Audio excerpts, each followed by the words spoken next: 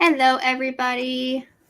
We are live. We are back from the holidays and the new year. I hope everybody had a happy new year. I hope if you are dealing with the winter storm on the east side of the US that we've had, that you've made it out okay. I know, Rip, you probably got some of the weather and some snow maybe. But thank you for being back here. Kim is excited to be a viewer for this one and not actually be with me. Sad. But I'm excited.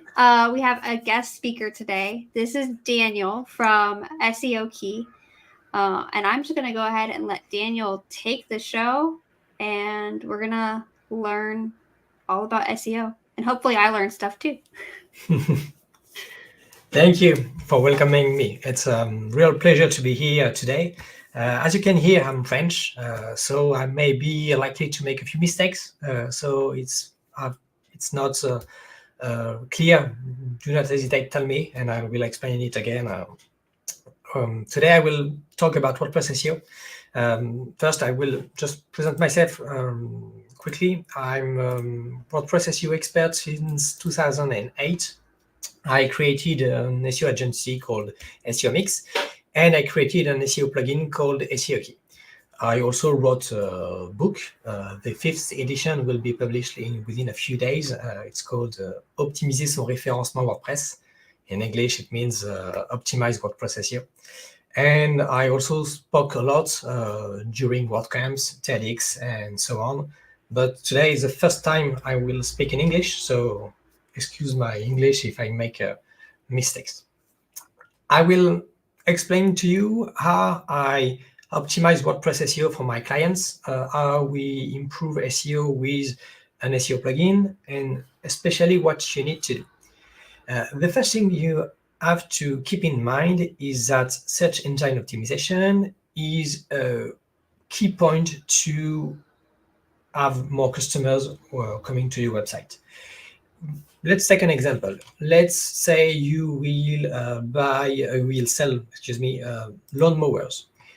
Here is a tool called SEMrush that will give you a lot of data about keywords. And in my example, I asked the tools how many people were searching for lawnmower. In fact, in the United States alone, 2,000 people are searching for these specific keywords every month. That means that if I'm the first on Google search engine result page, I may sell a lot of a lawnmower. And for every kind of product or services you may sell, you can attract a lot of people on your website.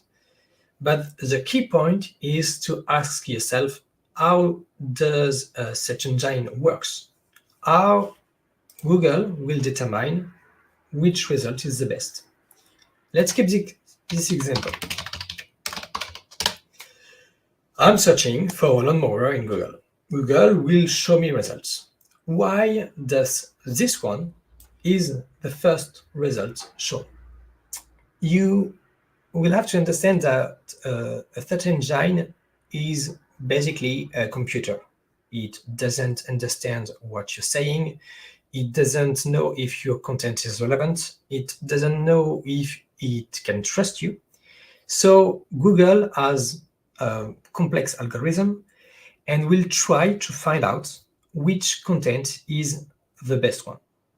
And to do so, there is several steps you need to take in order to improve your WordPress website. In fact, you will have 5 steps. First, you need to set up correctly your WordPress website. I'm going to explain to you how Google will crawl and index every piece of content you will find. Then you need to understand what is the search intent for every user and what is Google intent. You will see that it's sometimes something different. I will show you how to write a good content. I will talk about internal linking and silo. I don't know if you know about that. And of course, we will talk about link building because it's a key point to improve SEO. When I write a keyword in Google, there is 3 pillars in search engine optimization: technical SEO, off-page SEO, and on-page SEO. In WordPress, you will have to deal with all of them to improve your ranking. And the first thing you need to do is technical SEO. Let's say today we are creating a new website called Paid Membership Pro. Here it is. Let's say we just created this website. What Google will do first is to crawl every content it will find on this website. You can see it. Just let me, there it is. This is how a search engine works. Google will find a new content. It will add it to the crawl queue. And then later will crawl the URL. It means that it will extract every content it has. It will extract every link, and then it will follow every link it has found. For example, here, when Google is on the home page, it will find the features links, the pricing links, the documentation links, the case study links, and we will go there to find new contents, new links, and we will continue all day. And when it crawls a page, what a search engine will see is the HTML code. That's what Google search engine will find. That's what it reads. That's why a search engine cannot understand really what you are talking about. It will just extract words from the HTML code to try to understand what it is all about.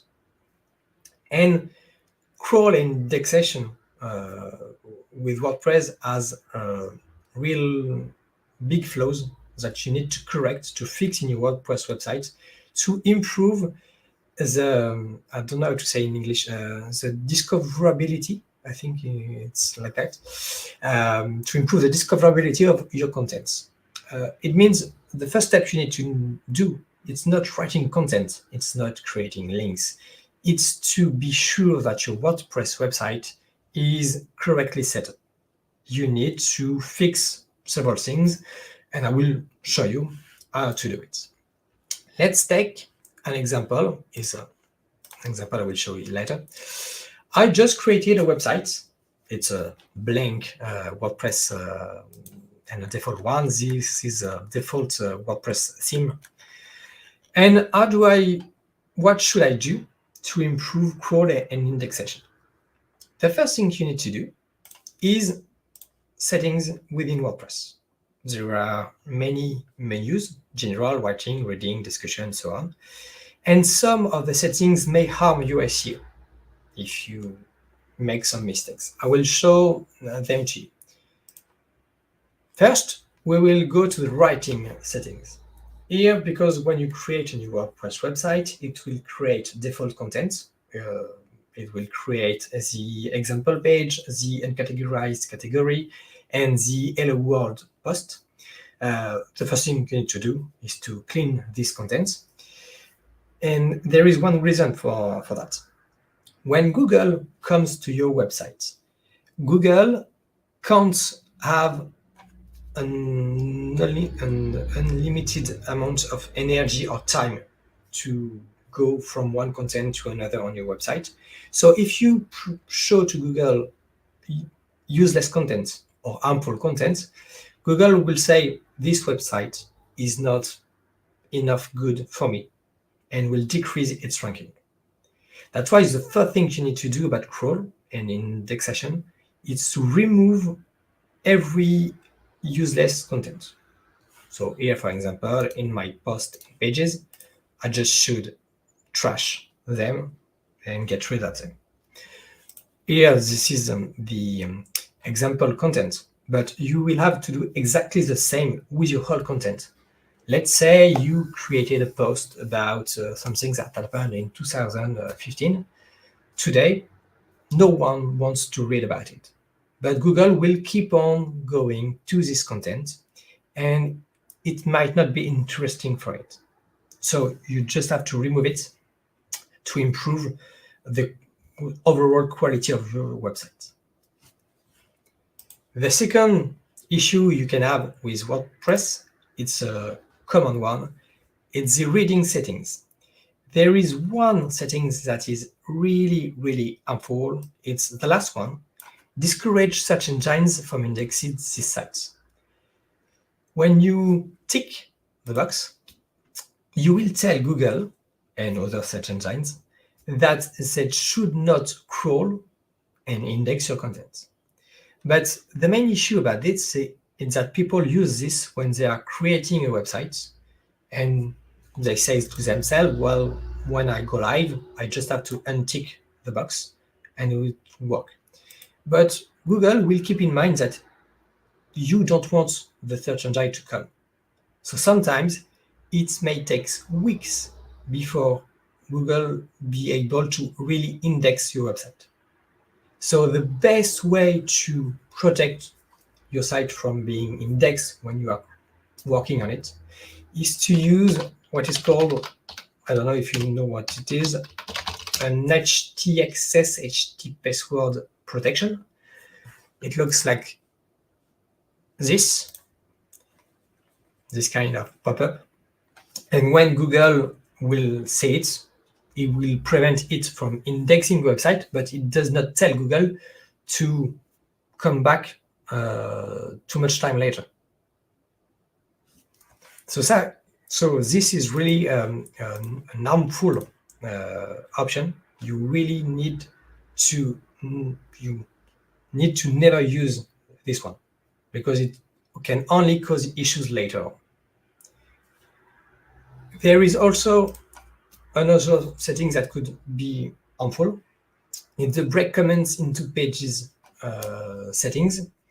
It means that when you have too much comments on a blog post, WordPress will split it within different pages.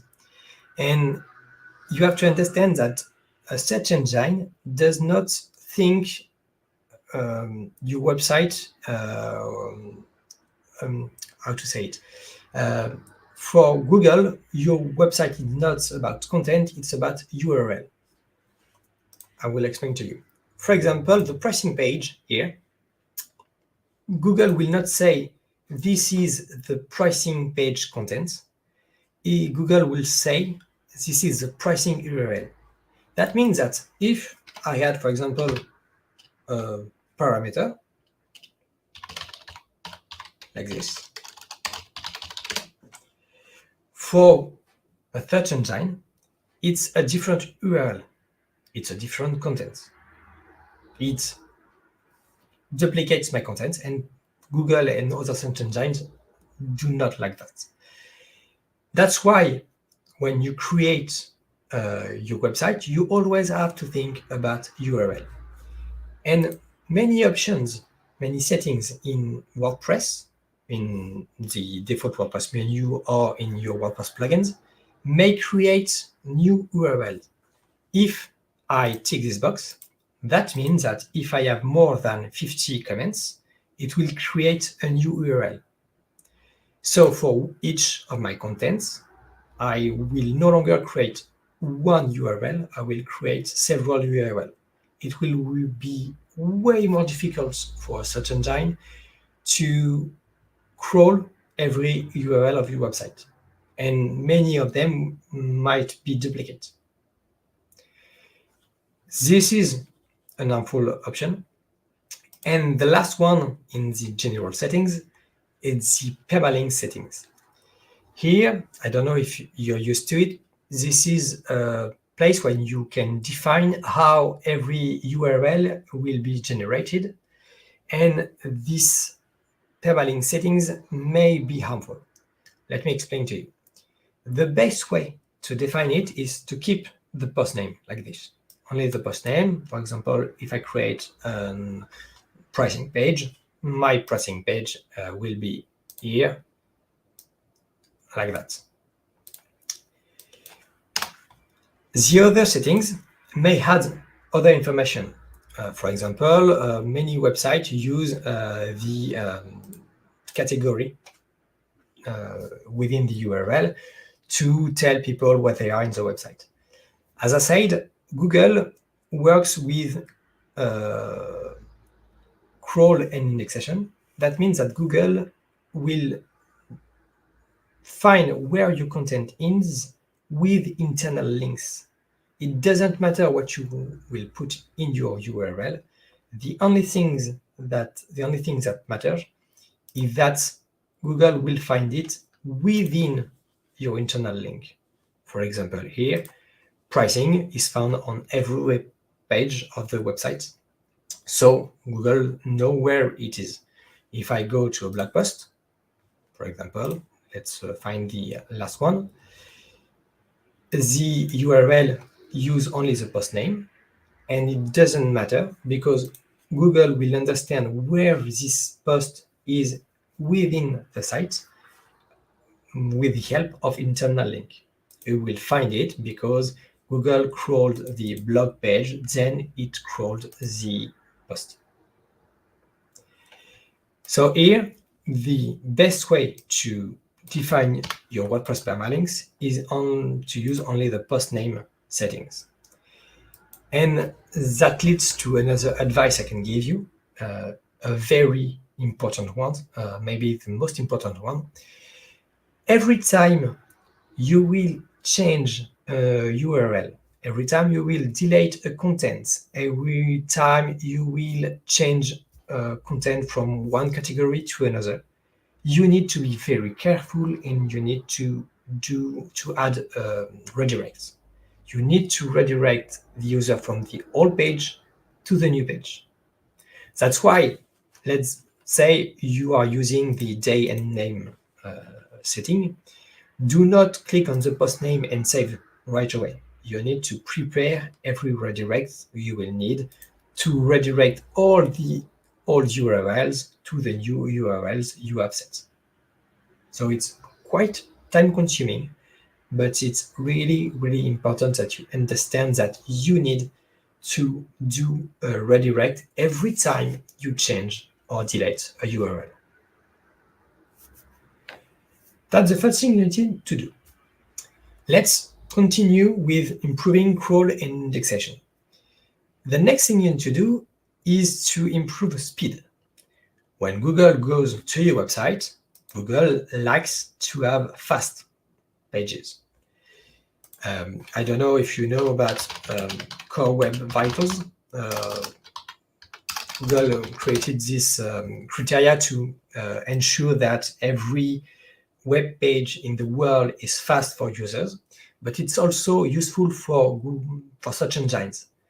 The fastest page you have, the more URL Google will be able to crawl. Because if your web page takes more than 1 second or 2 seconds to generate, it will be harmful for Google to find new content. If your web page is really fast, Google will be able to crawl much more URL and therefore improving SEO. And the best way to test it is to use tool. We are used to a tool here in SEOMix called GTmetrix. I don't know if you know about it. It's quite simple. You take a URL and you ask them to analyze it for you. And we will see if it's correctly optimized for a search engine. The one thing you need to check, we'll see. The main thing you need to check is what is called the TTFB, time to first bytes. It means the times that is necessary to download the first piece of content, the HTML code. On this website here, you have something called the waterfall. And here you see the waterfall of the loading page. And the first line is the HTML code that can be downloaded by a user or by a search engine. And the longer it takes, it would be really more difficult for search engine to index your website. So you need to reduce it. Things you have to know is that all this data is based on the test location. For example, here I tested from London. If I do the same test from the United States, it will be much faster. But this is the one key indicator you need to check when we talk about speed.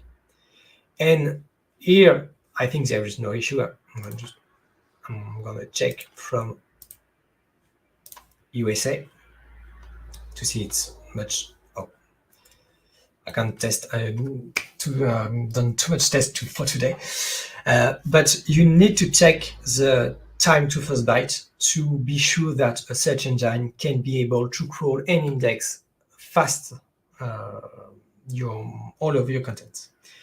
And within WordPress, it means one thing. You need to have a cache plugin. I don't know if you are using one of them, but we recommend WP Rocket. It's a quite effective one.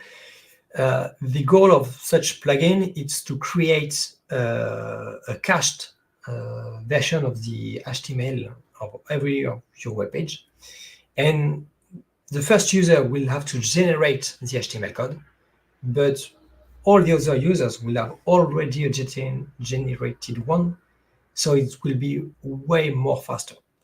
You can use, as I said, WP Rocket. It's a premium one. You can use, for example, WP3 Total Cache. No, don't remember the name. W3 Total Cache, that's it. There is many caching, cache, I don't know how to say, cache or caching plugin, but you absolutely need one to improve your SEO. The next thing you need to do is to install a WordPress SEO plugin. There's one main reason for it. There is huge flaws in WordPress when we talk about SEO. For example, you cannot change the title of your web pages. You cannot add meta description. You cannot change the canonical tag. You cannot modify the XML sitemap files. There is many things you need to do when we talk about SEO. So you absolutely need to install one. The most known, of course, are Yoast SEO. You can also use Rank Math, your all-in-one SEO, SEO Press, the SEO framework. There is a lot of them. You can also install our own SEO key. We created our own SEO key SEO plugin. But in every one of them, you will have to do the same thing. Let me show you. By installing one, I will show you with Yoast, I will show you with SEO key. But whatever plugin you are using, you will need to do the same thing. Let me show you. Real quickly, Daniel, I'm going to pop in here. Sensible Senko says caching doesn't seem to be good on membership sites. And I just wanted to shout out that there are certain pages within Paid Memberships Pro, if you're running a membership site, that you do want to exclude from caching. I did share the documentation on that because that is something that it can cause problems for membership sites. Yes, of course. All content that is only available to paid users should not be cached, but all the main pages, your home page, your pricing page, and so on, should be cached in order for Google to crawl much faster all your content. Just let me show you the menu that I want to talk to you about. It's this one in the SEO key, all about contents. I will show you the same one with Yoast SEO. Here it is in the settings. And let me explain why it's very important to check these menus. When you create a WordPress website, you will choose a theme. You will add several plugins. and each of them will create what is called post type and taxonomies. WordPress creates two post types, post and pages. You can see them here. And WordPress also creates two taxonomies. From now on, with the latest version, only one, because it got rid of tags. But it used to create two taxonomies. And these post type and taxonomies are new content, will create new URL. What you have to do is to tell your SEO plugin if you want to keep them or to get rid of them. Let's take a quick example here. I'm using a plugin called MailPoet that can send email to my clients. It's a good plugin. But this plugin will create a new content type called Page MailPoet. And this content, I don't want to show it to Google. I don't want search engine to be able to find out about them. It's up to me to go to my SEO plugin and to activate or disable this content type. And you will have to do it for every post type you have and every taxonomy, because some of them may be harmful and may create a lot of content that might not be really useful. We can check this. For example, when you're using a SEO plugin, it will create, let's see if I can find it.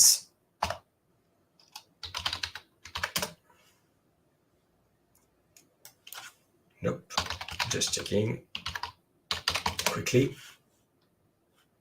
There it is.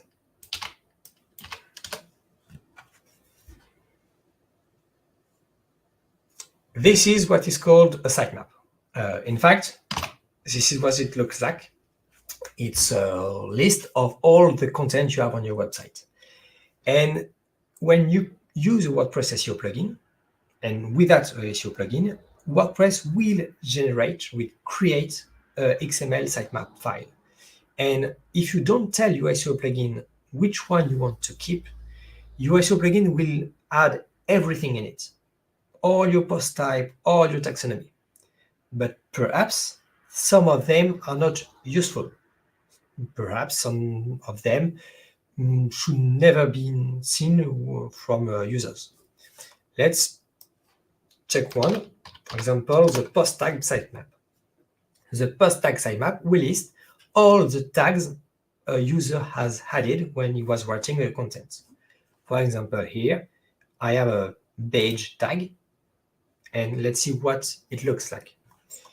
The badge tag will show me a new content where I will see all the posts I've wrote in which I've added this tag.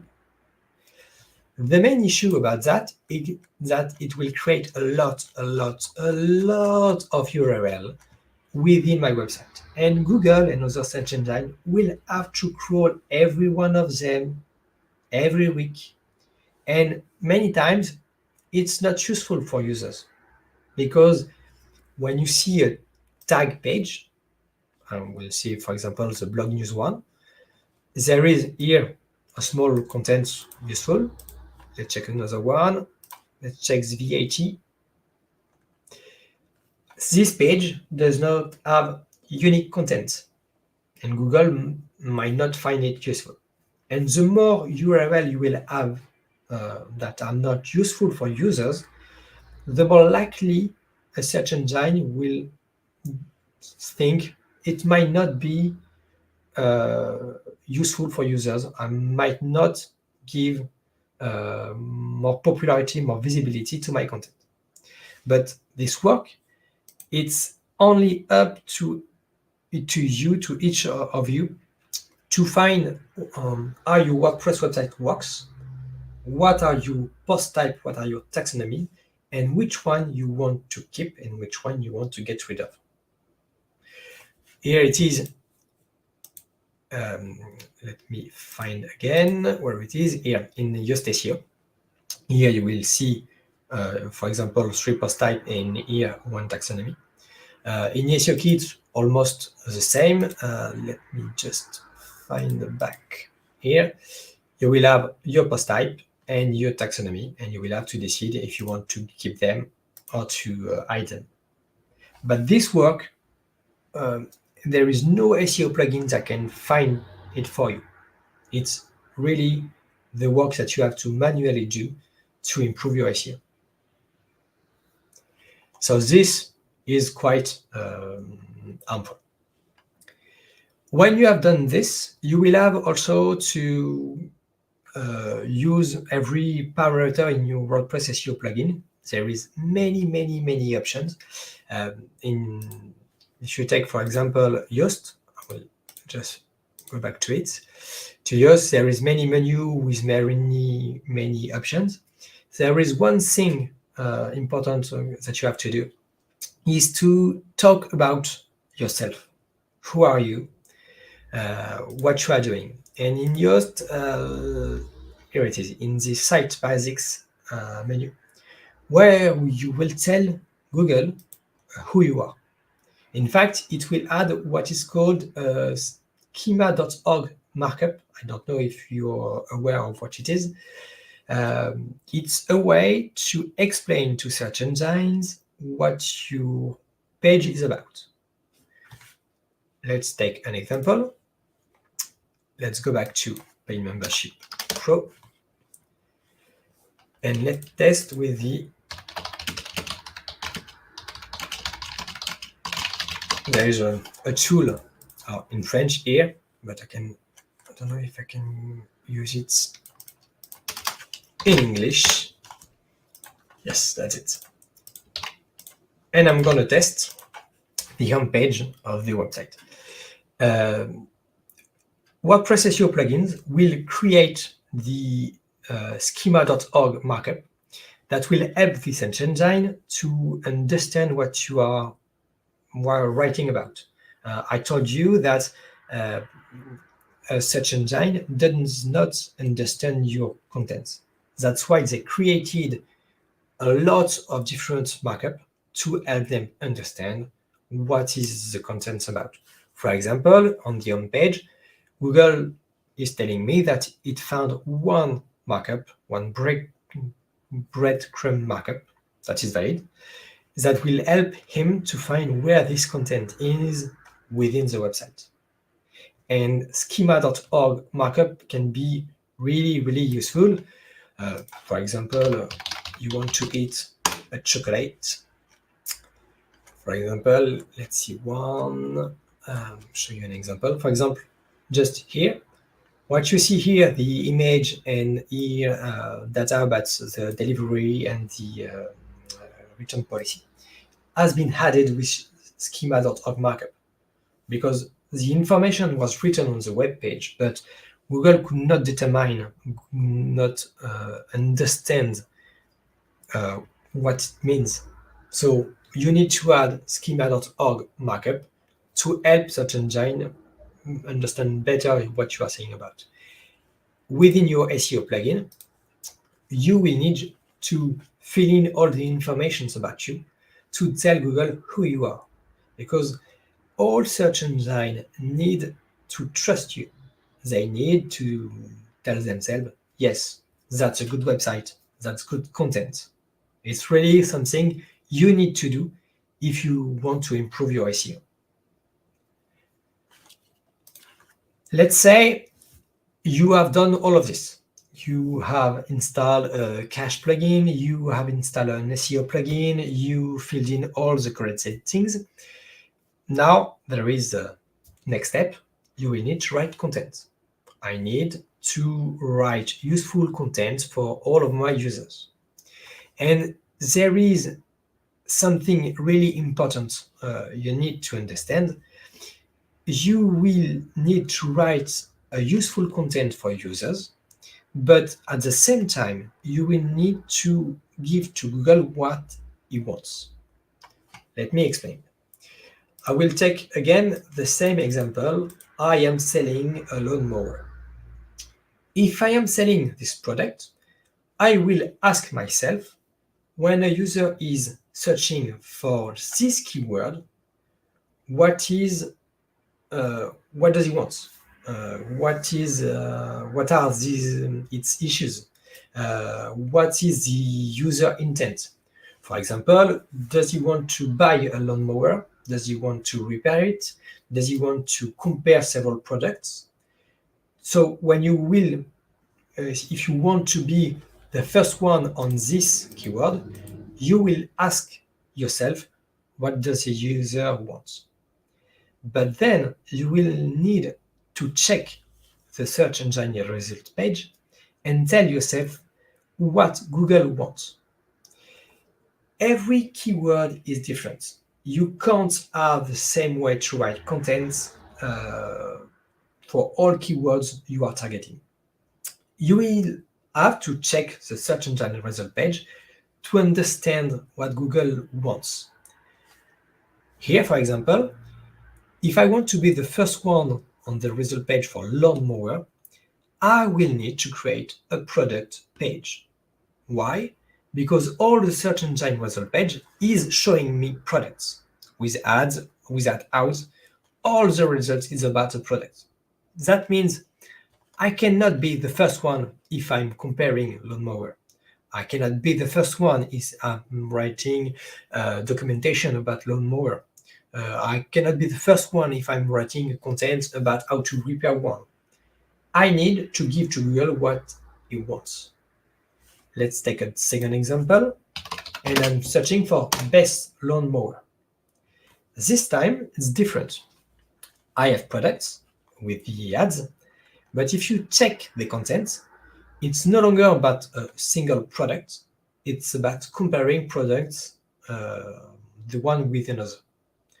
The New York Times, for example, has a beautiful content and is comparing 3 products they are recommending.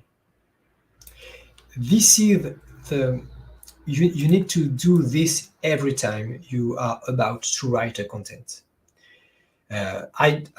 Just be careful.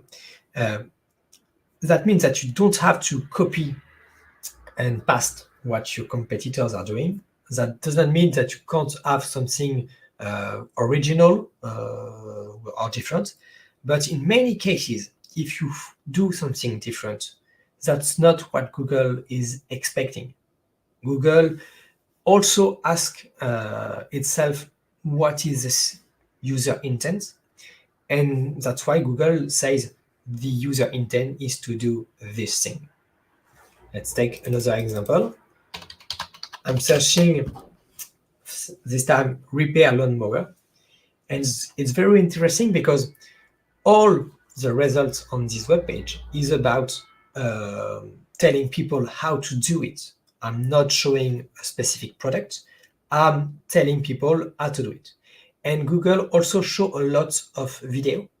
That means that if I want to be the first one, adding a video to my content may boost my ranking, may improve my content because Google wants a video. Google is telling itself that a video is a good content for this keyword. So once you've done this, now you can go to your WordPress website and start writing. When you write a content, let's do it together. I'm going to add a new post. There it is. Let's take the repair lawnmower example. I will write content about it. For example, how to repair my lawnmower. And I'm going to write about it. Next I can talk about what is the best brand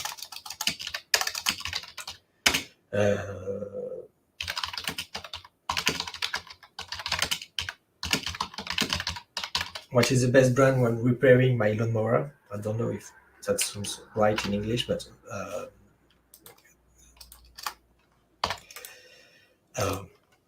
That's it. And you will write about it.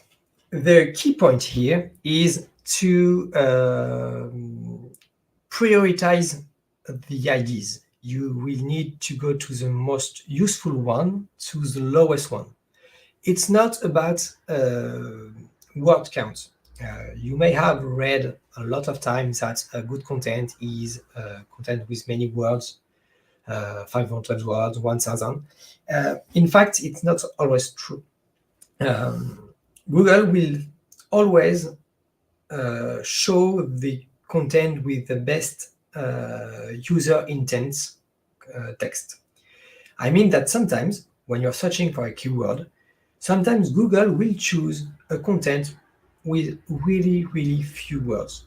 Why? Because it provides something else that is correct for the search engine to match the user intent. Let's take an example. Let's take, for example, the keyword onboard page. I'm quite sure, let's see if I'm all right, that there is not a lot of content on this web page. Here, for example, there is a form. The form is the best way to answer, to respond to user intent. If I want a loan, I want to know how much I can have, how much it will cost me, what are the rates. So each time you are writing a content, it's not about length, it's about quality and user intent. And within WordPress, you will continue to write about it. You will add text, you will find all the issues the user can have, and you will try to answer every issue within your content. The second thing you need to do is to use what is called headings. I think you might already know about it. It's what you can find here. When you had H2, H3, I see it like an essay, essay, I think. When you write about a topic, people need to understand where you're going to when you write content in the same thing. And it will help the search engine to understand each part of your content. If I'm talking about repairing lawnmower, Google may think that there is different subtopic, and headings will help it to understand every part of your content. And that's why you need to tell Google every new topic you are talking, you are writing about in your content. And when you have done it, let's say you have written all you know about your topic, you will have to improve your content. How do I improve my content? Basically, it's by adding media, video, images, because it will be better content for users. It will be nicer to read, and sometimes you can understand way better content if you have images. But the thing is, images and video, if you do nothing, cannot be understood by a search engine. Especially a video. You can't tell a search engine what it is about, but you can help him. You can do it by using YouTube. For a simple question,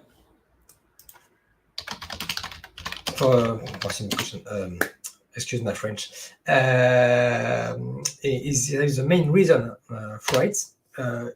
Google owns YouTube and can have access to all data about it. That's why when you want to add a video, you will have to upload it to YouTube and then add it. Because when you use YouTube, you can add tags, description, authors, and so on, and Google will understand the video. And WordPress allows you to easily add a video. Let's say I'm going to add this one.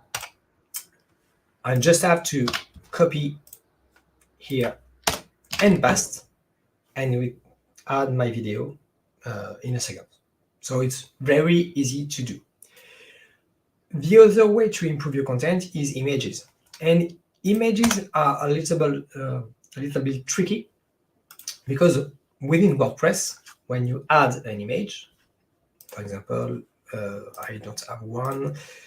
Let's find one. Doesn't matter. Let me find just an image, for example, here. When you add an image, WordPress will ask you 4 things: the alternative text, the title, the caption, and the description. The only thing you have to keep in mind is the only thing that matters is the alternative text. The title, the caption, and description are not used by search engines. It has no value. Is not useful. The alternative text is way more powerful because it will explain Google what it is about. Let me show you an example that makes me laugh every time. Let's say you are hungry and you want to eat how do we say in English, an anchovy pizza. Let's take this example. In French, pizza aux anchois. Let's check the images. And when we check it, we'll see here, we have an anchovy pizza quite different. You can say hello to Adriana Carambeu. She's been there since years and years. And why Google has made such a mistake? It's because one SEO expert has added an image and used the alternative text pizza aux anchois. So if you don't use an alternative text, it's impossible for a search engine to understand what it's about. But it shows you how easy it is to trick him and to show whatever content I want to use. And the best alternative text, it doesn't work. Oh, it doesn't work anymore. I will show you. I wanted to show you, but it doesn't matter. The best alternative text is the one that describes the image, but that also describes the context. For example, if I'm taking a photo of a team working in the office, if I'm working for the company IKEA, don't know if you know the brand in United States, but if I'm selling shares and so on, I will use a different alternative text. But if I'm presenting an office, my office, for example, I will add my company name because this is my team. I'm using a photo of my team within my content. So the alternative text always depends on the surrounding text you are using and the topic you are talking about. That's really, really something you need to do to improve your content. For example, here, SEO Mix banner.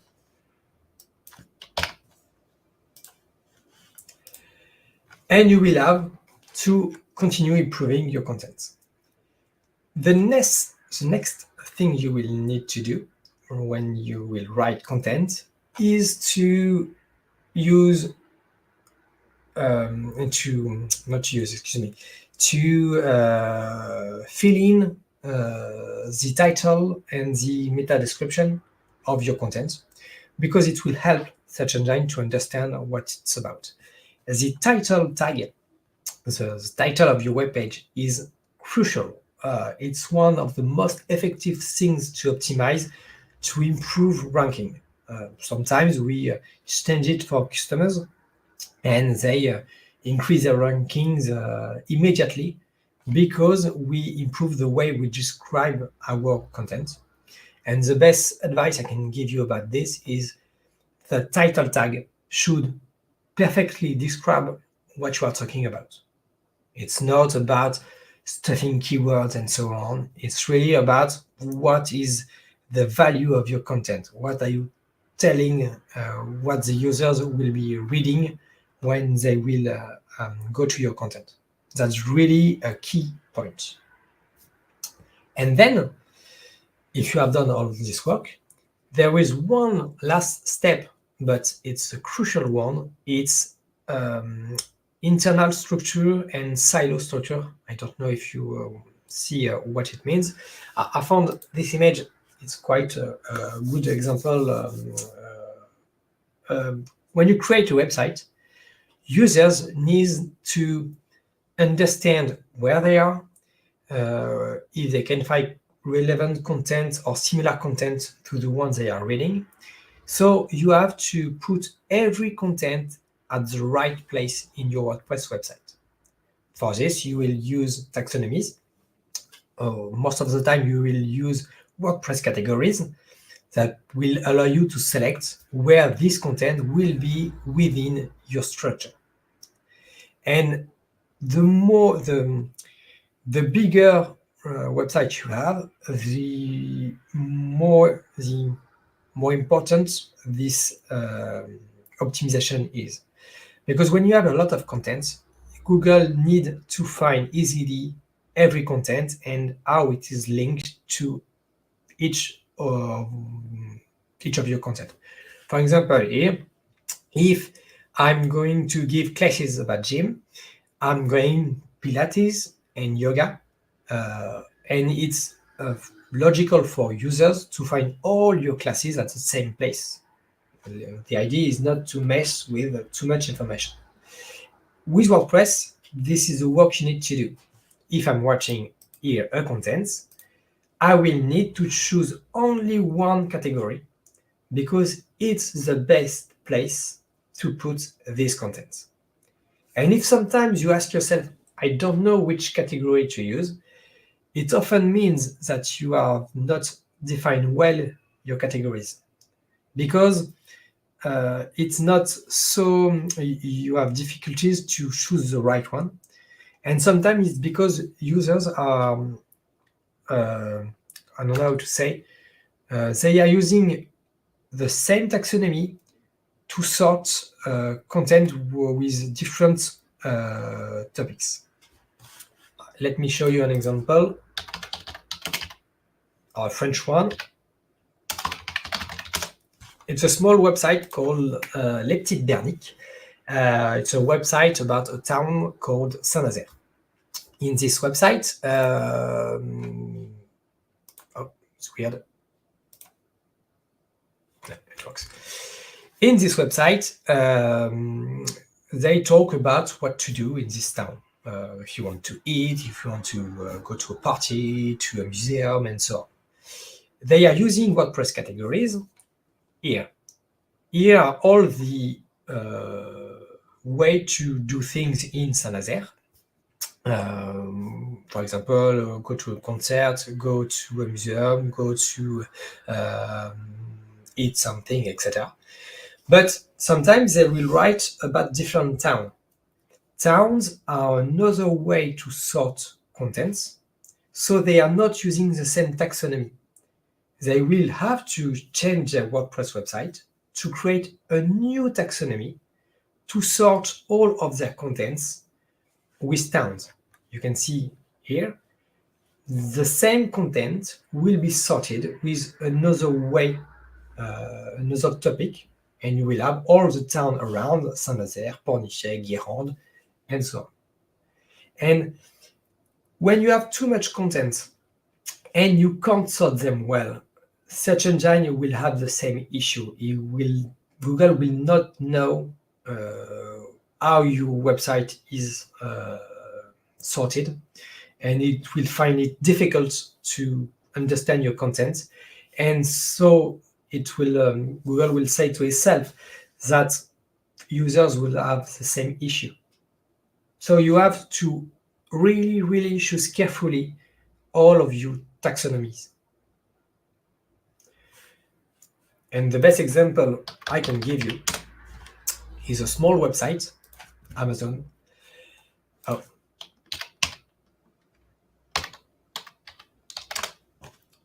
Don't know why. Doesn't work. No, doesn't work. Doesn't matter. I wanted to show you.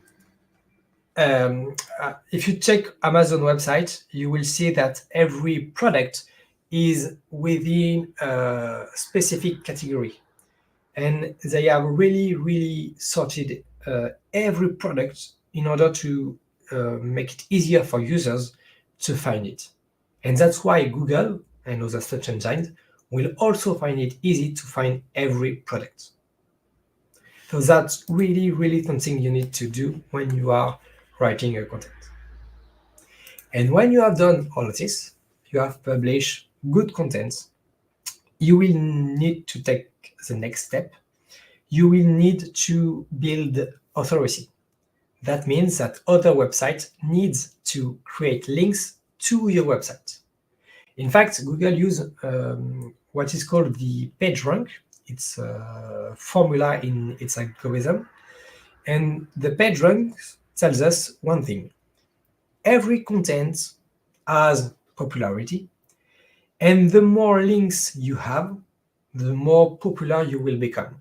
And when Google finds out that your website or your content is popular, it will tell the search engine that, yes, I can trust this content. It seems to be useful for users, so I will rank it higher. So one key point of SEO is creating links to your website. You can do it with a lot of ways. For example, you can buy links. You can have guest posts. You can, I don't know how to say it, exchange links with other websites to improve your SEO. The key point is to keep growing websites that are linking to you. You can use tools. For example, I really like a tool called Majestic SEO. There is a lot of them. And you will, for example, let's test this website. I will know the links that have been created to our website. Here we have good example. It's quite good links data. There is 165,000 links to our website, and there is almost 2,000 websites in the world that have added a link to my website. And the key point is to keep growing this data. The more websites create links, the more useful it could be. And sometimes it's really simple. Let me give you a small tip I really like.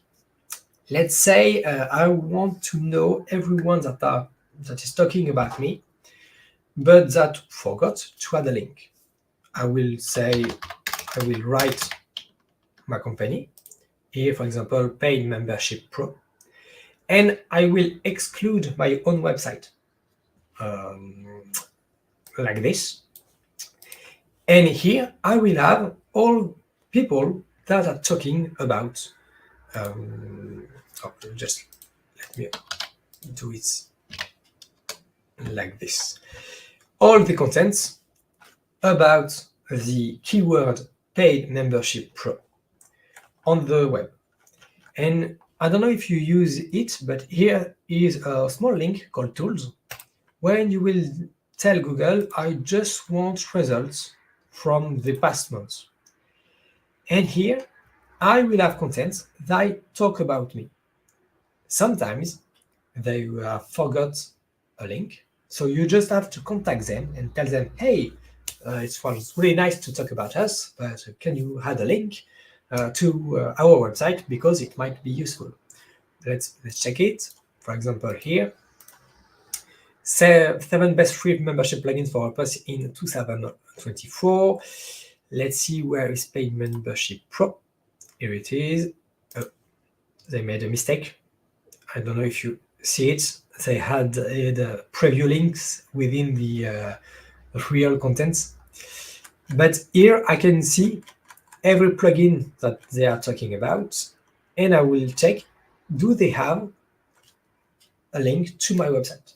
Here I can see that there is a link to the WordPress.org page, but maybe I can ask them also to add a link to my official website. It will increase my popularity. I think it's already time, I think. And maybe I'm speaking too much. No, you're totally fine. So we are at the hour, but if you want to keep going, you still have an audience of about 20 people. So Okay. you are more than welcome to keep talking. And then we also do have a few questions in the comments as well. Maybe responding to, I can continue for hours. If you don't stop me, I can do this all day. Maybe I can answer the different question. Yeah, let's dive into the questions. So let's see. Can you, or do you have a tool of choice for the HT access password tool that you were talking about earlier? No, each time I'm just typing HT access generator, and you will find a lot of tools that will create the files for you. You just have to put it in your hosting, in your host. I don't know how to say. It's quite simple to do, and there is many websites that tells you how to do it quite easily. Okay. So nothing specific, but just exactly that it's recommended. Okay. Is there a tool to assist with redirects? You were talking about earlier. Yes. Don't change from like the day and the name to just the post name without redirects. Is there a tool for that? You will need a SEO plugin for that. You can have it within your SEO plugin. For example, you will have it in SEOKey in the free and pro version. Sometimes you will have it in the premium version only. For example, if I'm not mistaken, I think Yoast SEO only have it with the paid version of their plugin. And you can use one plugin, one free one. It works really well, this one, the redirection plugin. It works well. You can add multiple redirection, you can import, you can export them. I recommend you to use it. It's quite simple. Let me show you how it works in every SEO plugin. Let's see here, for example, in SEOKey. Let's say I want to redirect this URL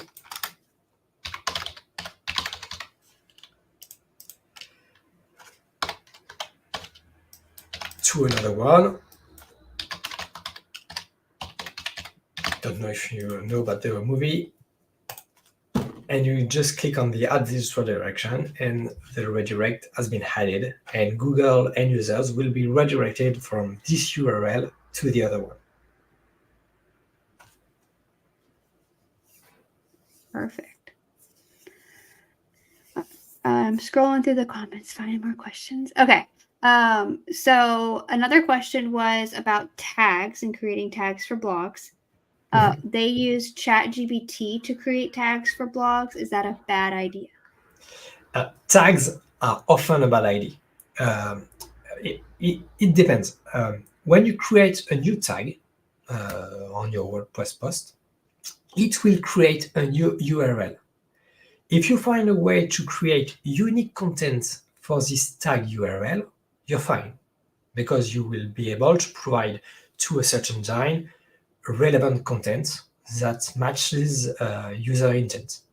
But most of the time, people will just add tag because they think that it will improve their SEO. But in fact, it may just harm them, because Google will have to go through many new URL that are not useful. So I would say I recommend not to use them. Yeah, that's one thing on our site that we definitely need to clean up. Many websites in the world, but there's always things to do to improve. Are there any good AI-driven tools to assist with the SEO process? All of them are useful if you know what to ask for. For me, an IA tool can be very useful if I want to create many content quickly. It's way faster than one person writing content. But if you don't know what you're asking for, it will not be a good content. For example, you need to ask your tool to find what Google is searching for. When you look here, the search engine result page, you will have to ask your tool to create a content that matches that type of content, that kind of results. So it can be useful, but it's not because you are using those tools that it will improve your SEO. That makes sense. Okay, in the world of page builders, someone specifically mentioned Elementor, but all page builders. Does using a page builder versus like how you were just using Gutenberg affect SEO? It doesn't matter. You can use whatever page builder you want, Elementor, Divi, Beaver Builder, and so on. The only thing that matters is that the content you are writing matches Google's intent and user intent. The way you are creating your content is not useful. For example, on my agency website, we created a WordPress URL. All this page, it's a category, has been created with Gutenberg blogs, but I could have created with full site editing. I could have created it with Elementors. It does not matter. I need to create the best content for the keyword I am targeting.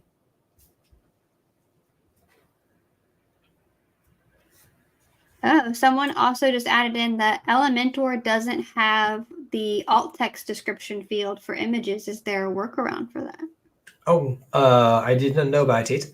You have to ask Elementor to add it because it's really important to have alternative text. Not only is it important for SEO, but it's also important for accessibility as well. Exactly, because many people won't be able to understand your content if you do not add alternative text.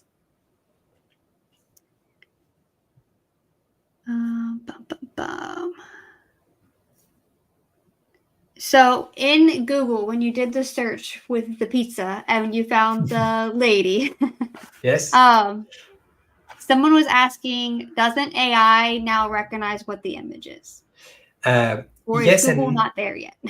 Yes and no. Google already is there since a few years, but the main issue with Google is money. If Google can analyze an image, it has all the tools necessary to describe by itself the image. So if Google wanted it, it could have found that this anchovy pizza was not an anchovy pizza. But it cost a lot. There is too many images in the world, so Google cannot spend too much energy and too much money for that.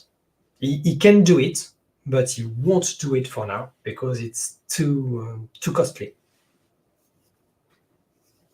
I don't know how much into the AI world you're in, but do you have an idea of what the future of SEO in regards to AI is? No, I don't know. I don't know. I think search engines don't know either. Every SEO expert are monitoring what Google is doing with the search. How it is called, the search generative experience. I don't know if you heard about it. Let me show you. It is. Oh, I can do it with accounts. It's a way to. Here is an example. You are writing. You are searching for something, and instead of presenting, of showing you natural results, Google will use AI to create an answer. But for now, Google is testing. It all keeps changing how the tools works. So Google does not know how to push it into a Google search engine result page. So SEO experts cannot predict what it would be. But I think the main issue that will happen is that today a search engine cannot understand content, and IA answer is using current content found within the web, so the answer might not be correct. For example, that's why Google has deactivated the generative experience for some keywords. For example, if you search about COVID, I don't know how to say COVID. Google does not provide a generative experience because Google knows it's a sensible topic, so it could not provide errors in its answers. That makes sense. So Rip has asked for an example request. Rip, if you could let us know what example you would like us to show you, we can do that. While Rip does that, I actually had a question. So we use Yoast on our site. Okay. And in the permalink area, I'm pretty sure we have it set to post name or title. Is it a good idea SEO wise within Yoast to optimize and shorten that slug, or should you keep it the full title? You mean changing the permalink settings here? Not there. So our settings are set to post name. When you are writing a content, you mean here when you can Yes. change it? You can change it whenever you want, as long as you have not yet published the content. If you have already published it, even for 4 or 5 seconds, you will have to add a redirect. Because within WordPress, you have something called pings.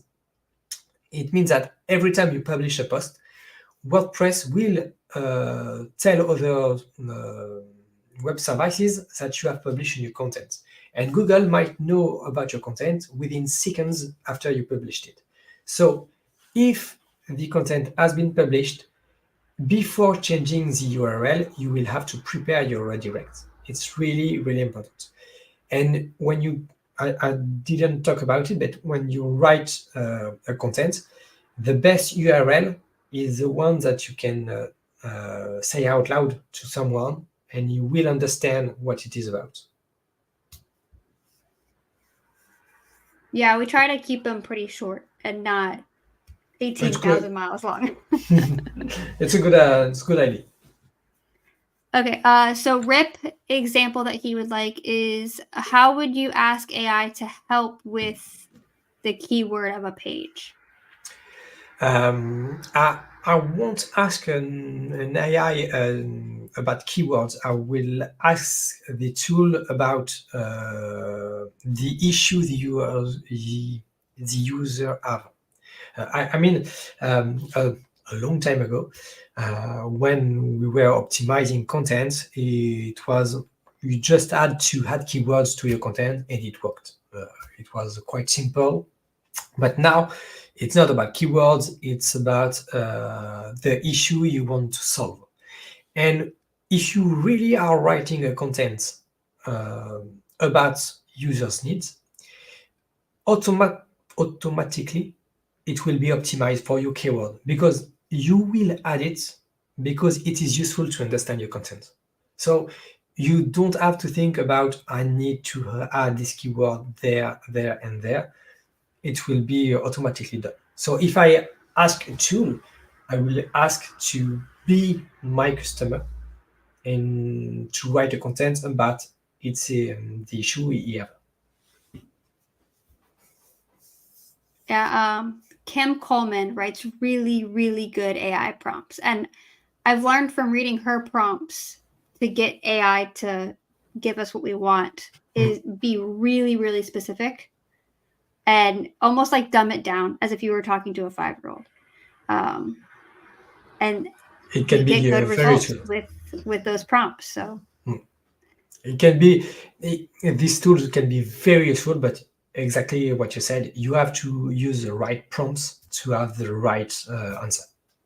Yeah, and every prompt is different. But I mean, we even in our prompts, like we throw in like the tone that we want, a certain like language or usage of language that we want, and they're just really, really specific. So that is all the questions I have. Is there anything else you wanted to share? No. I know you could talk for days, but Exactly. No, the main point is that you have to correctly set up your WordPress website and think about user intent, and it will work very well. And if you want to test our plugin, do not hesitate. And if you have any question about it, I'm here. awesome. Before we sign off, our next open office hours, we have another special open office hours that's a little different on January 25th. I will not be your producer. We'll be back here with Kim Coleman on the 25th. She's introducing one of our new add-ons. It's our group accounts add-on. It's replacing the sponsored member add-on. And I believe we will have Mary be the producer that day. I will not be here, which is very, very odd.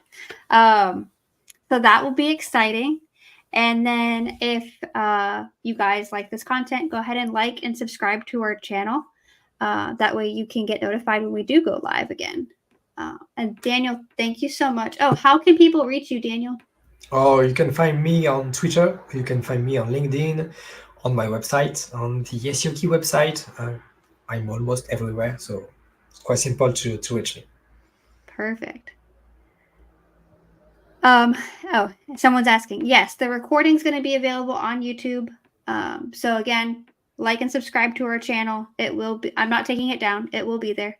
And then I'll see everybody in February. But I hope people attend Kim's talk on the group's account.